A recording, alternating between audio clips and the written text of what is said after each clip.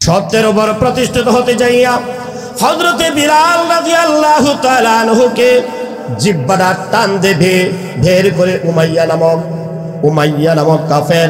Umayya নামক কাফের হযরতে বিলালের জিহ্বাটা টান দেয়া বের করে ফেরাক মারা হয়েছে। চিল্লায়া বলেন আল্লাহু আকবার। সত্যের উপর প্রতিষ্ঠিত হতে যাইয়া বিলালের জিহ্বার উপরে ফেরাক মারা হয়েছে। তারপরেও বিল্লাল বলেছে আল্লাহু আহাদ। চিল্লা বলেন আল্লাহু আকবার। আল্লাহু আহাদ, আল্লাহু আহাদ, আল্লাহু আহাদ। সত্যের উপরে প্রতিষ্ঠিত হতে যাইয়া বিল্লালকে উত্তপ্ত পাথরের উপরে শোয়ানো হয়েছে, বিল্লালকে উত্তপ্ত বালুর উপরে শোয়ানো হয়েছে। বিল্লালের গলার মধ্যে রশি বেঁধে ছোট্ট ছোট্ট বাচ্চাদের হাতের মধ্যে লীলাইয়া দেওয়া হয়েছে। যেরকম কুকুরের বাচ্চা মৃত্যুবরণ করলে ও বাচ্চাকে ডাস্টবিনে পালাইয়া দেওয়ার জন্য গলার মধ্যে রশি বেঁধে বাচ্চাদের হাতে যেরকম ভাবে দেওয়া হয়, এমনি ভাবে হযরতে বিলালের গলার মধ্যে রশি বেঁধে বাচ্চাদের হাতে উত্তোলন করে দেওয়া হয়েছে। তারপরেও বিল্লাল বলেছে আল্লাহু আহাদ, আমার আল্লাহ এক, আমি সত্যের উপর আছি, আমার মৃত্যু সত্য, আমার হায়াত সত্য, আমার রিজিক আল্লাহ তাআলার পক্ষ থেকে আসে। হযরতে বিলাল এই সত্যের উপর অবিচল থাকার কারণে আল্লাহর নবী সাল্লাল্লাহু আলাইহি ওয়াসাল্লাম যখন মেরাজে গেলেন, সুবহানাল্লাযী আসরা বিআবদিহি লাইলাম মিনাল মাসজিদিল হারাম ইলাল মাসজিদিল আকসাল্লাযী বারাকনা হাওলাহু লিনুরিয়াহু মিন আয়াতিনা। আল্লাহ নবী সাত আকাশের উপরে মেরাজে গেছেন আল্লাহর সাথে সাক্ষাৎ করতে। আল্লাহর নবী জান্নাতে ভ্রমণ করতেছেন। বিলাল একজন কালো মানুষ, চেহারা দেখতে বেশি সুন্দর নয়, তার হাত পা তেমন সুন্দর নয়, দেখতেও কণ্ঠ তেমন সুন্দর নয়। সত্যের উপর অবিচল রয়েছেন বিধায় আল্লাহর নবী সাত আকাশের উপরে আরশে মহল্লা, সেখানে আল্লাহর নবী জান্নাত ভ্রমণ করেছেন। বিলাল মদিনাতে জমিনে ঘোরাফেরা করতেছে, কিন্তু নবী আকাশের উপরে জান্নাতের ময়দানের ভিতরে শীতকালে থেকে বিলালের জুতার আওয়াজ তিনি শুনতে পেলেন। চিল্লা বলেন আল্লাহু আকবার। আলহামদুলিল্লাহ, বাহরুল উলুম মাদ্রাসা কর্তৃক আয়োজিত ও যুব সমাজের উদ্যোগে ইসলামী মহাসম্মেলনের সম্মানিত সভাপতি, প্রধান অতিথি, দিগার উলামা ইকরাম সম্মুখে অবস্থানত দিনদার, ফরহেজগার, ইমানদার, আল্লাহ রসুলের প্রেমিকের সৈনিকেরা, আরো উপস্থিত আছে জাতির কর্ণধার, রাহবারে, ইমানদার, অমুসলিম, যাদের কলবের ভিতরে রব্বি কারিমের পবিত্র 30 পারা কোরআন সংরক্ষিত হাফেজ মহোদয়গণ, পর্দার আড়ালে আমার অবস্থানরত মা, আল্লাহ তাবারক তাআলার দরবারে লাখো কোটি শুকর। আজকে এই পবিত্র সময় মাত্র কিছুক্ষণ হয় ঈশার নামাজ আমরা জামাতের সহিত সকলে আদায় করতে পেরেছি। সঙ্গে সঙ্গে দুনিয়ার কোনো ফেরেশানি কাদের উপর না নিয়ে রহমতি বরকতি সামিয়ানার নিশ্চিত আশা এবং বসার তৌফিক দান করেছেন।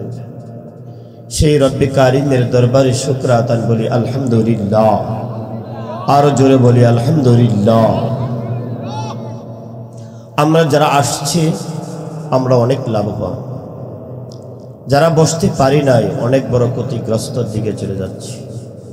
আর এই ক্ষতি প্রসঙ্গে আমি রব্বে কারিমের পবিত্র কালামুল্লাহ মাজিদের আয়াতটুকু যে তিলাওয়াত করেছি, এই প্রসঙ্গে আয়াতটুকু তিলাওয়াত করেছি। আমার আলোচনা আরম্ভ করার প্রারম্ভে একটি ঘোষণা দিচ্ছি। আজকে এই মাহফিলের প্রধান যিনি মেহমান, জাতীয় মসজিদের সম্মানিত ইমাম, তিনি আমাদের মাঝে ইতিমধ্যে পৌঁছে গিয়েছেন। সকলে বলি আলহামদুলিল্লাহ।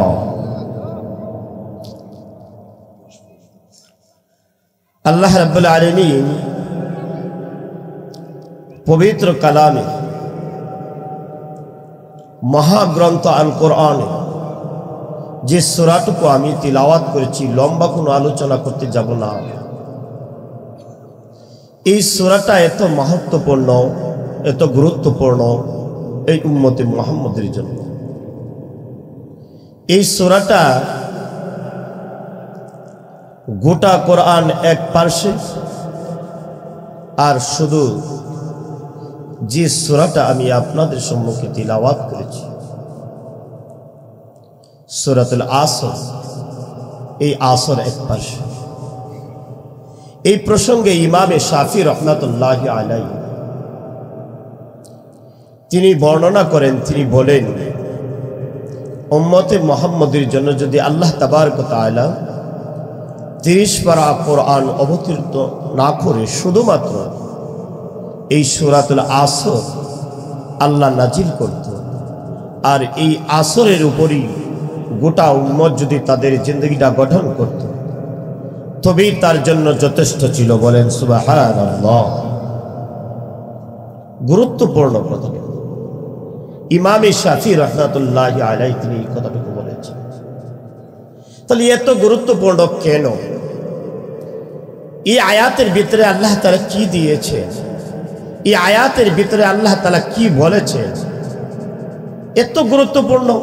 এই ছোট্ট মাত্র 3 আয়াত বিশিষ্ট একটা সূরা, এই 3 আয়াত বিশিষ্ট একটা সূরাকে ইমামে শাফি রাহমাতুল্লাহি আলাইহি তিনি বলেছেন যে 30 পারা কোরআন যদি আল্লাহ তাআলা না দিয়া শুধুমাত্র এই সূরাতুল আসর আল্লাহ তাআলা দান করত উম্মতকে, আর এই উম্মত শুধু এই আসরকে তার ফাতিহ হিসাবে সে গ্রহণ করে নিত, তবেই তার জন্য যথেষ্ট হতো। তাহলে এই সূরাটা খুবই গুরুত্বপূর্ণ একটি সূরা। এই সূরার প্রারম্ভেই আল্লাহ রাব্বুল আলামিন তিনি সুস্পষ্ট ভাষায় একটি বিষয় নিয়ে কথা বলেছেন, ওয়াল আসর ইন্নাল ইনসানা লাফি খুসর। আমি সময়ের কসম দিয়ে বলছি, নিশ্চয়ই সমস্ত মানুষ ক্ষতিগ্রস্ত হয়ে যাবে। সময়ের কসম খেয়েছে, কালের কসম খেয়েছে। তো সময়ের কসম, আজকে দেখেন সময় নিয়ে সকলেই ব্যস্ত। যারা আমরা মসজিদে নামাজ পড়েছি সকলেই সময়ের তাকাদা নিয়ে অনেকেই অনেক কাজের মধ্যে লেগে গেছি। কথা ঠিক না ঠিক? সময়, একটা পাগলকেও যদি আপনি বলেন, সে বলে সময় নাই। ছোট্ট বাচ্চাকে যদি বলেন, সেও বলে সময় নাই।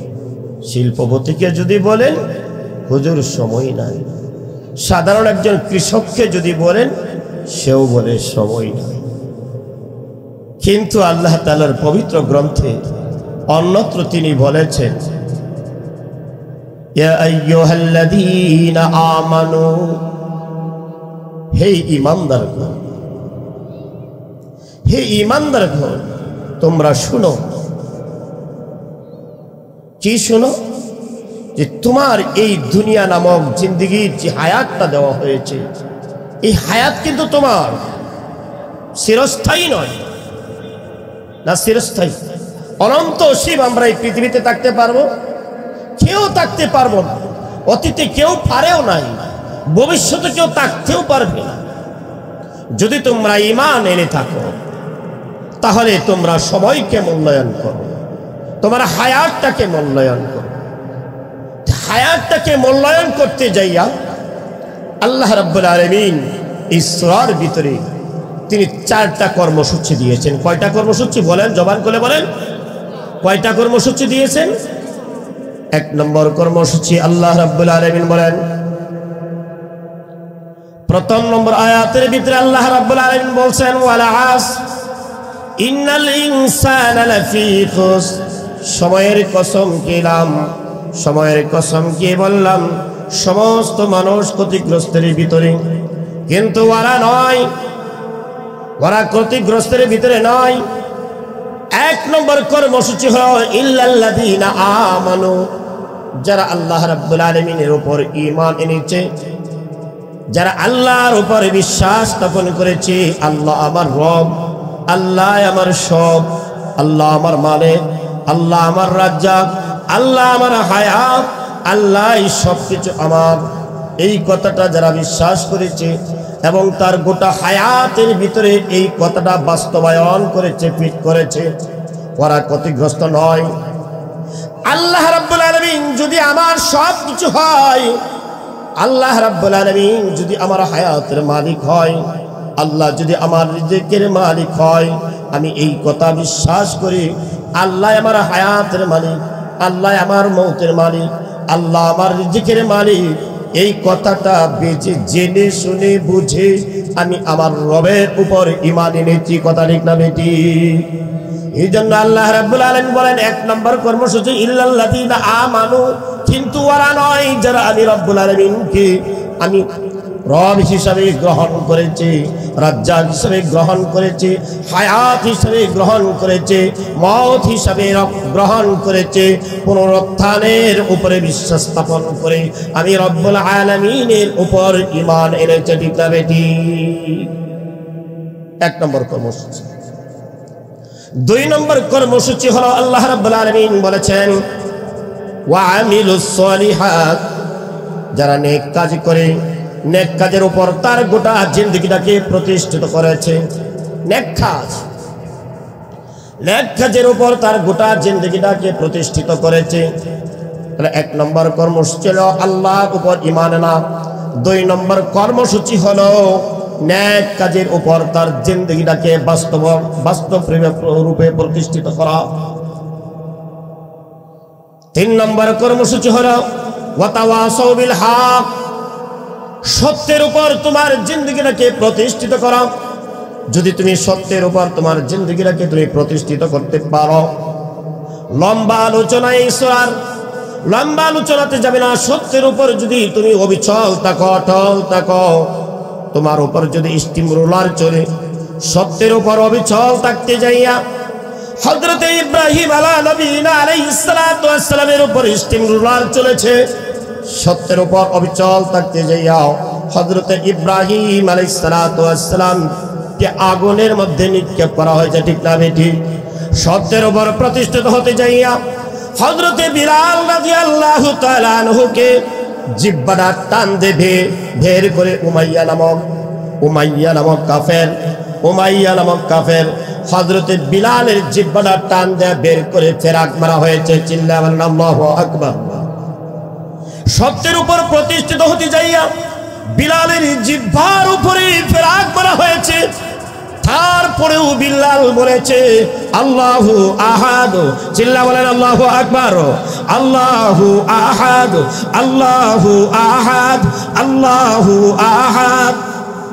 সত্যের উপরে প্রতিষ্ঠিত হতে যাইয়া বিল্লালকে উত্তপ্ত পাথরের উপরে শোয়ানো হয়েছে, বিল্লালকে উত্তপ্ত বালুর উপরে শোয়ানো হয়েছে, বিল্লালের গলার মধ্যে রশি বেঁধে ছোট্ট ছোট্ট বাচ্চাদের হাতের মধ্যে লীলাইয়া দেওয়া হয়েছে। যেরকম কুকুরের বাচ্চা মৃত্যুবরণ করলে ও বাচ্চাকে ডাস্টবিনে পালাইয়া দেওয়ার জন্য গলার মধ্যে রশি বেঁধে বাচ্চাদের হাতে যেরকম ভাবে দেওয়া হয়, এমনি ভাবে হযরত বিলালের গলার মধ্যে রশি বেঁধে বাচ্চাদের হাতে উত্তোলন করে দেওয়া হয়েছে। তারপরেও বিল্লাল বলেছে আল্লাহু আহাদ, আমার আল্লাহ এক, আমি সত্যের উপর আছি, আমার মৃত্যু সত্য, আমার হায়াত সত্য, আমার রিজিক আল্লাহ তাআলার পক্ষ থেকে আসে। হযরতে বিলাল এই সত্যের উপর অবিচল থাকার কারণে আল্লাহর নবী সাল্লাল্লাহু আলাইহি ওয়াসাল্লাম যখন মেরাজে গেলেন, সুবহানাল্লাযী আসরা বিআবদিহি লাইলাম মিনাল মাসজিদিল হারাম ইলাল মাসজিদিল আকসাল্লাযী বারাকনা হাওলাহু লিনুরিয়াহু মিন আয়াতিনা। আল্লাহ নবী সাত আকাশের উপরে মেরাজে গেছেন আল্লাহর সাথে সাক্ষাৎ করতে। আল্লাহর নবী জান্নাতে ভ্রমণ করতেছেন। বিলাল একজন কালো মানুষ, চেহারা দেখতে বেশি সুন্দর নয়, তার হাত পা তেমন সুন্দর নয়, দেখতেও কণ্ঠ তেমন সুন্দর নয়, সত্যের উপর অবিচল রয়েছেন বিধায় আল্লাহর নবী সাত আকাশের উপরে আরশে মহল্লা, সেখানে আল্লাহর নবী জান্নাত ভ্রমণ করেছেন। বিলাল মদিনাতে জমিনে ঘোরাফেরা করতেছে, কিন্তু নবী আকাশের উপরে জান্নাতের ময়দানের ভিতরে শীতকালে থেকে বিলালের জুতার আওয়াজ তিনি শুনতে পেলেন। চিল্লা বলেন আল্লাহু আকবার। সত্য কি জিনিস? সত্যের উপর অবিচল থাকতে যাইয়া হযরত ইব্রাহিম আলাইহিস সালামকে আগুনে পড়তে হয়েছে, কিন্তু আমার আল্লাহ বলেন আমি আল্লাহ এক, আমি আল্লাহর উপর তুমি অবিচল রয়েছ। এই সেই সময়ে হযরত ইব্রাহিমকে যখন আগুনে ফেলানো হয়, শয়তান আসছে, শয়তান এসে বলতেছে তোমাকে সাহায্য করনেওয়ালা আসি ফেরেশতা আসছে, আমি তোমাকে সাহায্য করি, এমক আসছে আমি তোমাকে সাহায্য করি। মা চরকের মধ্যে ধরে আগুনের মধ্যে পালাবে, বাবা চরকের মধ্যে ধরে আগুনে পালাবে। হায়রে দুনিয়ার কেউ নাই, কেউ নাই, তিনি একমাত্র বলেছেন আমানতু বিল্লাহ, আমি সত্যের উপরে আছি।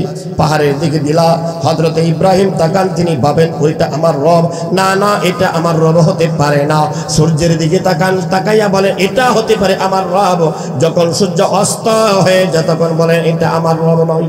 চন্দ্রের দিকে তাকাইয়া তিনি বলেন হতে পারে এটা আমার রব, না না অস্ত হয়ে যাও, এটা আমার রব হতে পারে না। রব তো একমাত্র তিনি হন যিনি আবাদুল আবাদ। কথা ঠিক না বেটি? আগুনের মধ্যে ইব্রাহিমকে ফেলানো হলো, আর সেই ইব্রাহিম আলাইহিস সালাম আগুনের সেই লিলহানের তাপে কি হযরত ইব্রাহিম বিন্দুবনে পুরছেন না, আরো ওনার মর্যাদা বেড়ে গেছে। কথা ঠিক না বেটি? তাহলে তোমার উপর ইস্তিমরুলার চলতে পারে।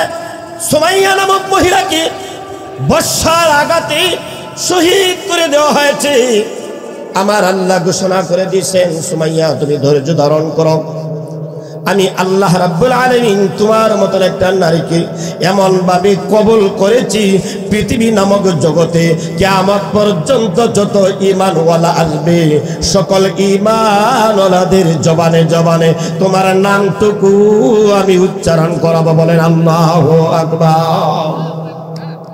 সত্য এটা, ইল্লাল্লাযীনা আমানু ওয়া আমিলুস সালিহাত ওয়া তাওয়াসাউ বিল হক।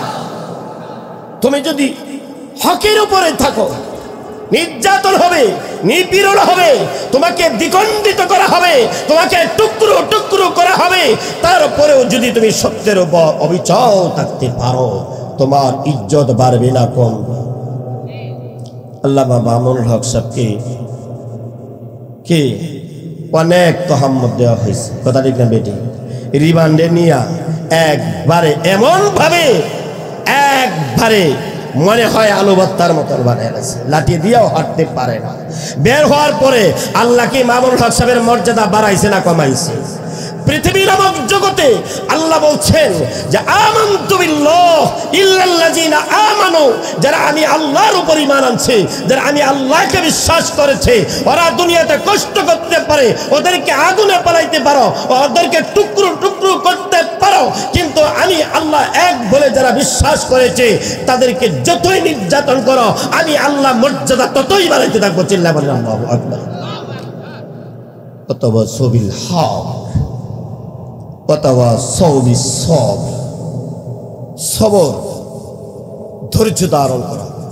যত নির্যাতন আসবে সবকিছুর উপর তোমার ধৈর্য ধারণ। যা ঘটে বলেন কার পক্ষ থেকে ঘটে? হযরতে রাসূল আকরাম সাল্লাল্লাহু আলাইহি ওয়াসাল্লাম, মক্কার মানুষ ওনাকে গ্রহণ করে না, মক্কার মানুষের কাছে উনি নিরাপদ নয়, অতিষ্ঠ হয়েছে। যেদিকেই বের হয় খালি বোকা পাথর, কোথাও যাইতে পারছে না, কোথাও নয়, যেদিকে যায় সেদিকে। মক্কার ঘরের সম্মুখে আল্লাহর নবী রব্বি কারিমের কুদরতের পায়ে সেজদায় পড়েছে। আবু জাহেলের মতন নিষ্ঠুর কাফের বেঈমান আপন বাতিজা, আবু জাহেলের বাতিজা মুহাম্মদুর রাসূলুল্লাহ সাল্লাল্লাহু আলাইহি ওয়াসাল্লাম, চিল্লায়ে বলেন আল্লাহু আকবার। সেই মুহাম্মদের গোটা দেহটাকে উটের পচা নারী ঘুরি দিয়া ফেসে দিছে। আল্লাহর নবী মাথা উপরের দিকে উঠাইতে পারে না। হযরতে ফাতেমা ছোট্ট মেয়ে, হযরতে ফাতেমা ছোট্ট মেয়ে উটের চামড়া ধরে টানে, উটের চামড়া ধরে টানে, বাবা মাথা উঠাও, বাবা মাথা উঠাও। এই ছোট্ট বাচ্চা রাসূলের মাথা থেকে এই উটের পচা চামড়া সরানোর পর আল্লাহর নবী মাথাটা উত্তোলন করলেন। এত নির্যাতন, এত অত্যাচার, এত স্টিম রোলার করা হলো। নবী ছেলে গেলেন মামার দেশ। মামার দেশ তো সাধারণ একটা দেশ তো, এটার ব্যাখ্যা দেওয়ার মতন সময় আমার হাতে নাই।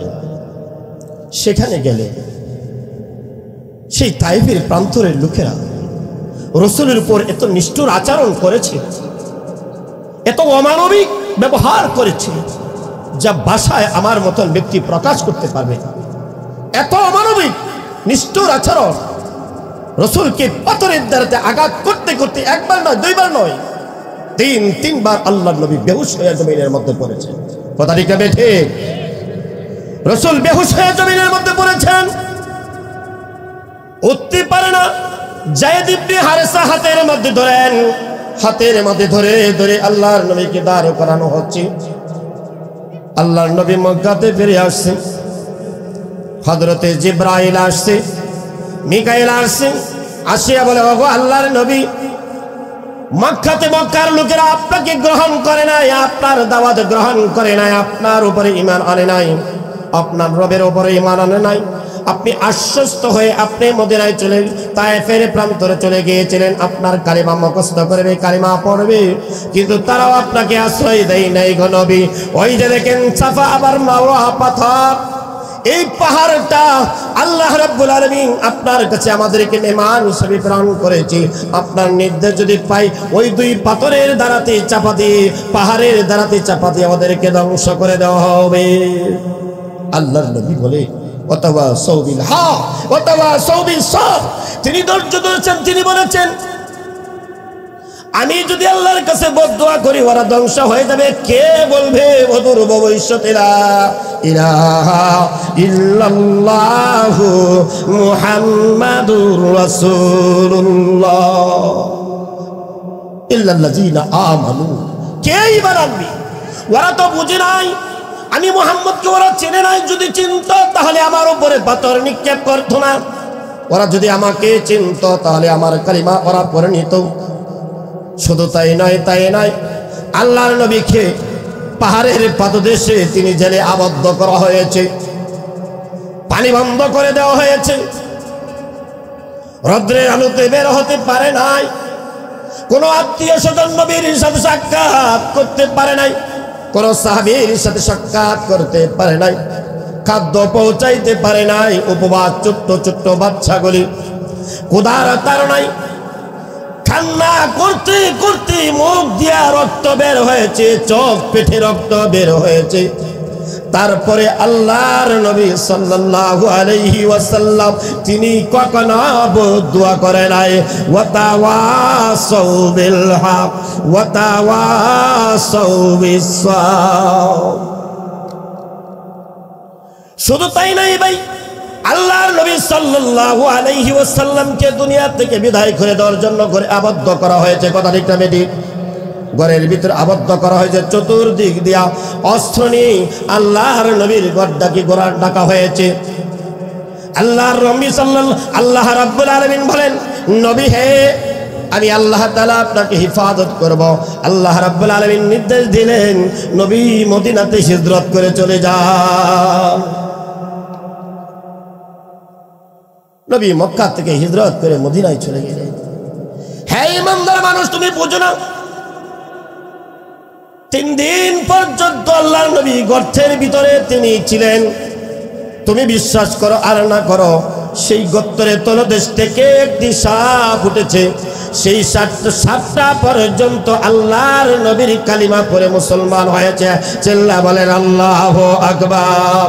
আর তোমাকে বানানো হয়েছে খলাকাল ইনসানা ফি আহসানি তাকবীর। তার হায়াতের চিন্তা করে ঘরের ভিতর থেকে সাপ উঠেছে, আল্লাহর নবীর হাতে হাত মেরে সেই সাপটুকু সে কি পড়েছে? কালিমা পড়েছে। হে বান্দা, তুমি আশরাফুল মাখলুকাত হলে তোমার হায়াতকে তুমি মূল্যায়ন করলে না, তোমার মওতকে তুমি মূল্যায়ন করলে না, তোমার ভিতরে তোমার ঈমান তৈরি হলো না। এই পৃথিবী আমার চিরস্থায়ী জিন্দগি নয়, এই পৃথিবীতে আমি চিরদিন থাকতে পারবো না, ওই পৃথিবীর থেকে আমাকে চলে যেতে হবে। কবর নামক একটা জগৎ আছে, সেই জগতে আমাকে হায়াত দেওয়া হবে। এই গোটা জিন্দগিটা পৃথিবী নামক জগতে তুমি 60 বছর পেয়েছ, 60 বছরে তুমি যা কিছু করেছ, ইয়াউমা ইদিন তুহাদ্দিসু আখবারাহা বিআন্না রাব্বাকা আওহালা। চিল্লা বলেন আল্লাহু আকবার। যুবক ভাইদেরকে লক্ষ্য করে কতটুকু বলেছি, হে আমার যুবক ভাইরা, তোমার হায়াতটা তুমি একবার চিন্তা করো।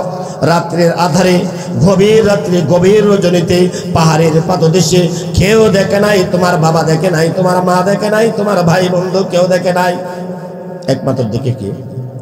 জোরে বলেন, কে দেখে? বলেন আরো জোরে বলেন, কে দেখে? আবার আল্লাহ তাআলা বলছে, তুমি গুনার কাজ করেছ, তুমি জিনা করেছ, তুমি চুরি করেছ, অন্যের সম্পদ হরণ করার জন্য তুমি প্রক্রিয়া তৈরি করেছ, অন্যকে মেরে ফেলার জন্য প্ল্যান তৈরি করেছ, তুমি ভেবেছ তোমাকে কেউ দেখে নাই। ইয়াউমা ইযিন তুহাদ্দিসু আখবারাহা, সেদিন এই জমিন মুহাদ্দিস হয়ে যাবে। তুমি এই জমিনের উপরে যা কিছু করেছো যুবক, রাত্রির আধারে করো, আলোতে করো, অন্ধকারে করো, যখনই করো, যেভাবেই করো, সবকিছু জমিন দেখতেছে না, দেখে নাই? আমার কথা না, আল্লাহর কথা। জমিনকে আল্লাহ তাআলা নির্দেশ দিবেন, জমিন বলো, সবকিছু বলে দিবে কখন কোন জায়গায়। এখন রোডের মধ্যে বসে কি আড্ডা দিচ্ছে, জমিন কি সাক্ষী নয়? জমিন দেখতেছি না? ছোট্ট একটি ঘটনার দিকে যাই। সাদ্দাত বলেছিল, আল্লাহ তোমার জান্নাতে যাব না, আমি জান্নাত বানাবো, বলছিল না? আচ্ছা, সে জান্নাতে যাইতো না, জান্নাতটা বানাইছিল কোন জায়গায় বলেন তো? জান্নাতটা কি জমিনের উপরে বানাইছিল নাকি না? জান্নাত জমিনের উপরে তো বানাইছিল। আল্লাহরে বলছে, আল্লাহ তোমার জান্নাতে যাইতাম না। আল্লাহ যদি বলতো, তাহলে আমার এই দুনিয়াতে তুই থাকিস না, আমার এই মাটির উপরে চলিস না। আচ্ছা, চললো কোথায়? আমি বলতেছি মওত কিছু আমি বিশ্বাস করি। আর মওত যদি বিশ্বাস না, হায়াত তো তুমি বিশ্বাস করো না, হয় তুমি জীবিত, তুমি তো জীবিত। যদি তুমি জীবিতকে বিশ্বাস না করো তাহলে তুমি মৃত, আর মৃতকে যদি তুমি বিশ্বাস না করো তাহলে তুমি জীবিত। বলো তুমি কোনটা বিশ্বাস করো? তুমি জীবিত যদি বিশ্বাস না করো তাহলে তুমি মৃত, মৃতকে যদি তুমি বিশ্বাস না করো তাহলে তুমি জীবিত। বলো তুমি কোনটা বিশ্বাস করো? যেটাই বিশ্বাস করো, দুইটা শব্দ কার? এই কথাটা যারা বিশ্বাস করে, আমানতু বিল্লাহ, তারা আল্লাহর উপর ঈমান এনেছে। যেহেতু যুবক তুমি আল্লাহকে বিশ্বাস করেছো, যদি তুমি আল্লাহকে বিশ্বাস করেছো, তাহলে তুমি তিনটা কর্মসূচি পালন করো। ওয়া আমিলুস সালিহাত, তোমাকে কবর দেশে যেতে হবে, কেউ বাঁচতে পারবে না। তুমি প্রধানমন্ত্রী হও, তোমাকে কবর দেশে যেতে হবে। তুমি মুফতি সাহেব হও, তোমাকে কবর দেশে যেতে হবে। তুমি আল্লাহকে বিশ্বাস করো, তোমাকেও কবর দেশে যেতে হবে। তুমি আল্লাহকে অবিশ্বাস করো, তারপরেও তোমার কবর দেশে যেতে হবে। কথা ঠিক না বেঠিক?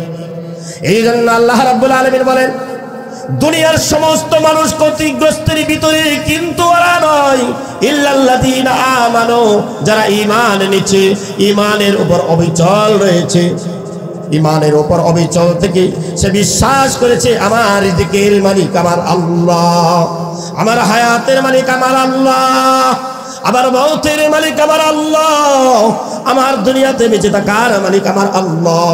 তাহলে দুনিয়াতে যদি বেঁচে থাকা হয় তাহলে মৃত্যুর শব্দ একটা আপসে আপ চলে আসে, ঠিক না বেটি?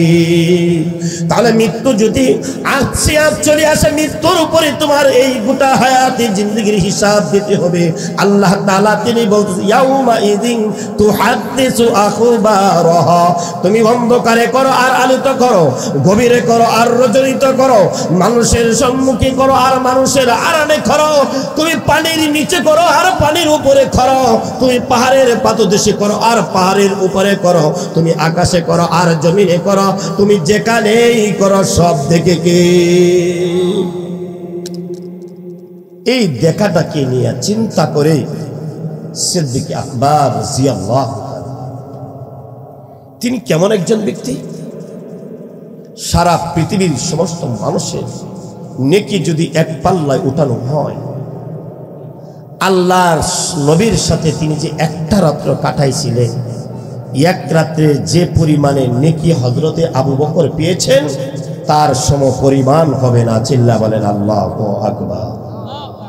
সে আবু বকর এই পরজগৎকে চিন্তা করতে যাইয়া, পরজগৎকে বুঝতে যাইয়া তিনি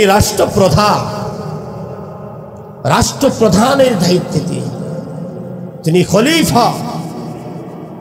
সেই খলিফা থাকা অবস্থায় ওনার রাজ্যে এক বৃদ্ধা মহিলা, তার ছেলে না, তার স্বামী না, জিহাদের ময়দানে যাইয়া তার স্বামী মারা গেছে, ছেলেও নাই, তার সেবা যত্ন কে করে? রাত্রির আধারে হযরতে আবু বকর এই বৃদ্ধা মহিলার বাসায় চলে যায়, বলতেছে মা, ও মা, তোমার কাপড় দেওয়ার কোনো লোক নাই, তোমাকে রান্না বান্না করে দেওয়ার মতন কোনো লোক নাই, তোমার ঘর পরিষ্কার করে বলা কোনো লোক নাই, আমি আগন্ত একজন মুসাফির আসছি, আপনার ঘরের কি কাজ আছে গো মা? আপনি একটু অনুমতি দেন, আপনার ঘরের যত কাজ আছে সমস্ত কাজ করি, আমি আগন্ত মুসাফির আপনার কাজ করে যাব। হযরতে ওমর তিনি পেয়েছেন প্রথম দিন রাত হযরতে আবু বকর তিনি সেই কাজটুকু করে আসছেন। দ্বিতীয় দিন রাত হযরতে ওমর তিনি বলছেন এই সংবাদটুকু আমার কানে যেহেতু এসেছে, ওই মহিলার সেবা যত্ন আমার করা দরকার। লম্বা ঘটনা। দ্বিতীয় দিন হযরতে ওমর তিনি গেলেন, মাকে ডাক দিলেন, মা বলে ডাক দিচ্ছেন, মা মা আপনি দরজা খুলেন, আপনার ঘরের কাজগুলি আমি করে দিই। ভিতর থেকে মহিলা বলে, বাবা কে তুমি আসছো? হযরতে ওমর তিনার নামটুকু গোপন ডেকে তিনি বলতেছেন, মা আমি আগন্ত মুসাফির, আপনার ঘরের কাজগুলি আমি করে দিতে আসছি। মা ঘর থেকে উত্তর দেয়, বাবা কিছুক্ষণ হয় আমার ঘরে একজন মুসাফির আসছিল, এক যুবক আয়েশা আমার ঘরের সমস্ত কাজগুলি করে গিয়েছেন। চিল্লা বলেন আল্লাহু আকবার। হযরতে ওমর তিনি মনে মনে ভাবতেছেন, কে এই গভীর রজনীতে আমি আসলাম, আয়েশা দেখি এক ব্যক্তি কাজ করে গিয়েছে। দ্বিতীয় দিন আবার আসছেন, দ্বিতীয় দিন আবার আয়েশা ডাক দিলেন, মা আপনার ঘরের কাজ বাকি আছে কিনা? মহিলা উত্তর দেন, না বাবা কিছুক্ষণ হয় কাজ সেরে দিয়েছেন। তৃতীয় দিন আবার আসছেন, তৃতীয় দিন আবার বললেন যে হ্যাঁ বাবা আমার ঘরের কাজ নাই, এই তো মাত্র কিছুক্ষণ হয় আমার ঘরের কাজগুলি কমপ্লিট করে গিয়েছেন। চিল্লা বলেন আল্লাহু আকবার। হযরতে ওমর বলতেছেন, ব্যক্তিটা কে আমাকে ধরতে হবে, ব্যক্তিটা কে তার সংবাদটুকু আমার নিতে হবে। হযরতে ওমর ফজর ইশার নামাজ পড়ে তিনি বিছনায় পিঠ লাগান নাই, বিস্তার ভিতরে তিনি শুন নাই, ওই মহিলার বাড়ির পাশে আগাছারে একটি গাছের নিচে তিনি পলায়নরত অবস্থায় অবস্থান নিলেন। রাত্রের গভীর যখন হয়ে গেছে, হঠাৎ করে লক্ষ্য করে দেখে একজন লোক চাদর দিয়া সমস্ত দেহটা ডাকিয়া তিনি ওই মহিলার ঘর থেকে তিনি বের হয়ে যাইতেছেন। ওমর লাফ দিয়া গাছের আড়াল থেকে বের হলেন। হ্যাঁ যুবক, তুমি কে? তোমার পরিচয় দাও, আমি 3 দিন ধরে তোমাকে খুঁজতেছি তোমার পরিচয় জানার জন্য। হ্যাঁ যুবক, তুমি পরিচয় দাও। কিন্তু তিনি তো এমন একজন ব্যক্তি, তিনার চেহারা কারো সম্মুখে প্রকাশ করতেছি না। তিনি নামটুকু পর্যন্ত উচ্চারণ করতেছেন। হযরত ওমর টান দিয়া সম্মুখের চাদরটুকু সরাইলেন, সরাইয়া দেখেন তিনি তো জানতেন কোনো ব্যক্তি নয়, উনি হলেন খলিফাতুল মুসলিমিন হযরতে আবু বকর সিদ্দিক রাদিয়াল্লাহু তাআলা। চিল্লা বলেন আল্লাহু আকবার, আল্লাহু আকবার। হে যুবক, তুমি লক্ষ্য করে দেখো না, তুমি ভেবেছো তুমি হাফেজ সাহেব হয়েছো, তুমি মুফতি সাহেব হয়েছো, তুমি ইমাম সাহেব হয়েছো। না না, আবু বকরের মতন ইমাম দুনিয়াতে কেউ আর হতে পারবে না, আবু বকরের মতন মুফতি সাহেব কেউ হতে পারবে না, আবু বকরের মতন দামি ব্যক্তি পৃথিবীতে আর কেউ হতে পারবে না। হ্যাঁ শিল্পপতি, তুমি 10 টাকার মালিক হয়ে তুমি ভেবেছো তুমি কিছু হয়েছো। না না, তুমি কিছু হয়েছে না। ও তুমি প্রধানমন্ত্রী, তুমি 1.5 কাঠা জমিনের মালিক হইয়া তুমি ভেবেছো আমি বাংলাদেশের প্রধানমন্ত্রী হয়েছি, ঠিক না বেটি? তুমি ভেবেছো কিছু হয়েছে। অর্ধজাহানের মালিক সিদ্দিক আকবর চেহারাটা যখন দেখলেন হযরত ওমর, চেহারাটা দেখে কম্পিত হয়ে বয়ে কাঁপতেছেন খলিফাতুল মুসলিমিন হযরতে আবু বকর। তিনার নামটা গোপন ডেকে রাতের গভীরে ওই বৃদ্ধা মহিলার খেদমতের জন্য এসেছেন। সিদ্দিক আকবর কে চেহারার দিকে লক্ষ্য করে হযরত ওমর বলেন, খলিফাতুল মুসলিমিন আবু বকর, আপনি এই অবস্থা কেন? আবু বকর বলতেছেন, আবু উমর, এই মহিলার স্বামী নাই, খেদমতের কোনো লোক নাই, আমার রাজ্যে বাস করে।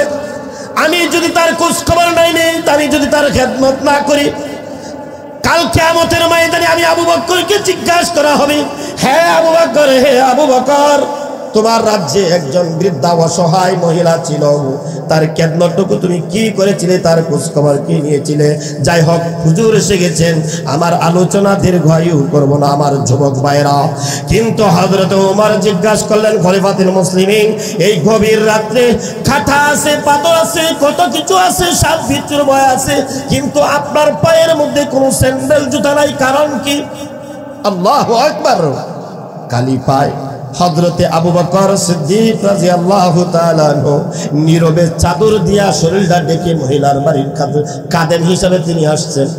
আবু বকরের চোখের পানিটা ছেড়ে দিয়ে বলেন, ওমর, আমি খলিফাতুল মুসলিমিন হতে পারি, আমি যদি রাত্রের গভীরে আমি জুতা স্যান্ডেল পরিধান করে যদি রাস্তা দিয়ে আমি ভ্রমণ করি, ওই জুতা স্যান্ডেলের আওয়াজে যদি আল্লাহর কোন বান্দার ঘুম ভেঙে যায়, কাল কিয়ামতের ময়দানে যদি আমাকে জিজ্ঞাসা করে, আবু বকর, রাত্রির গভীরে আমি ইবাদত করতেছিলাম অথবা আমি ইবাদত করে ঘুমিয়ে পড়েছিলাম, তোমার রাস্তার মধ্যে তুমি স্যান্ডেল পা দিয়া তুমি হেঁটেছ, এই হেঁটে যাওয়ার শব্দের আওয়াজে আমি ঘুমাইতে পারি নাই, তুমি আমার ঘুমের বিঘ্নতা সৃষ্টি করেছিলে, আমি সেদিন আসামি হয়ে যাব। সেই আসামির ভয়ে উমর আমি রাত্রের গভীরে কালি পায়ে বের হয়েছি। চিল্লা বলেন আল্লাহু আকবার। এ ভাই, তাদের তো হায়াত, তাদের তো জিন্দগি, আমাদের তো জিন্দগি, ঠিক না? আমাদের জিন্দগি কোন জায়গায় আছে? আমাদের হায়াত কোন জায়গায়? হ্যাঁ যুবক, তোমার শরীরে শক্তি অনেক, তোমার শরীরে অনেক গরম। এই গরম তো আবু জাহেলেরও ছিল, এই গরম তো উতবারও ছিল, এই গরম তো আবু হুরায়রারও ছিল, এই গরম তো উমরেরও ছিল। উমরের গড় ধরে ছাগল এবং ভাগ এক গাঁটে পানি খাইতে সে বাধ্য হয়েছিল, ঠিক না বেটি? কোথায় গর্জ? এই কালিমার ছায়া তলে এসে, এই কালিমার আশ্রয়ে, এই কোরআনের আশ্রয়ে ওমরের মতন ব্যক্তির মাথা যদি আল্লাহর নবীর আদর্শের নিচে মাথা নত করতে পারে, তুমি কিসের যুবক? তুমি নামাজ পড়ো না, তুমি অহংকার, তোমার হায়াত, তুমি ভাবতেছো পড়বো তো নামাজ আর 5 বছর, তোমাকে কে দিছে তো গ্রান্টে তুমি 5 বছর পরে নামাজ পড়বা? তুমি কোরআন পড়তে তোমার ভালো লাগে না? দেশ নাচ তোমার কাছে ভালো লাগে? আমার যুবক ভাইরা, আমি পবিত্র কালামে সূরাতুল আসর যে আয়াতটুকু তিলাওয়াত করছি, সংক্ষিপ্ত কথা বলেছি, রাসূলের হাদিসের একটি কথা, আল্লাহর নবী বলেছেন, লা ঈমানা লাহু ওয়া লা আমানাতা লাহু। এই হায়াত, এই যৌবন আমার কাছে আমানত দেওয়া হয়েছে, আমানত যদি আমি যথার্থভাবে পালন না করতে পারি, আমি ঈমান হারা। এই কথার আলোচনা করার মতন আর সময় নাই। অদূর ভবিষ্যতে যদি আল্লাহ আপনাদের সম্মুখীন করায় তাহলে সেদিন ইনশাআল্লাহ এরপর থেকে আলোচনা